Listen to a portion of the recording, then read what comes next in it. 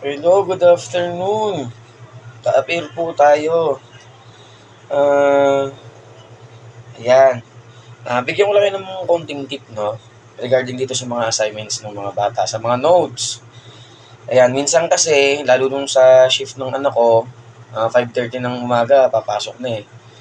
So hanggang alauna sila ng tanghali. So minsan, syempre, yung bata pagod na sa school, sa mga activities, minsan nakakalimutan gumawa ng assignments. Hindi na nasasabi ko ano yung mga dapat nila gawin.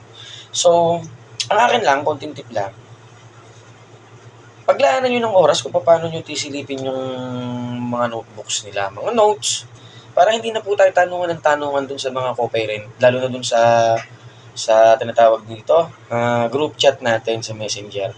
Kasi minsan totoo lang nakakairita na paulit-ulit po yung tanong. Try po natin silipin yung mga ginagawa ng mga bata sa school, yung mga sinusulat, kasi minsan kasi talaga sa sobrang pagod ng mga bata, hindi na nila nagagawa yung mga assignments nila. So, ganito kasi yung ginagawa ko.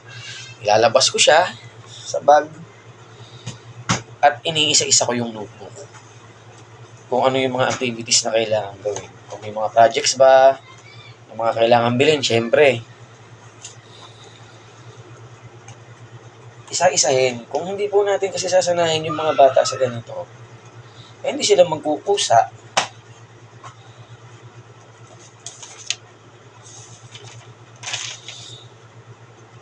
Hmm.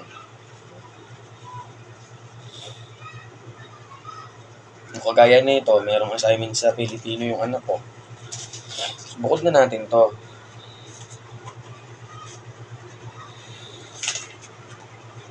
Lagi po natin titingnan, lalo po sa reminders notebook.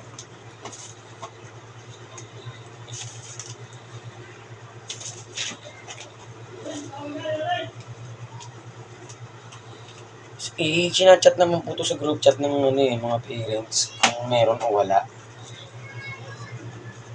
Ina-advise naman po to nung mga teacher.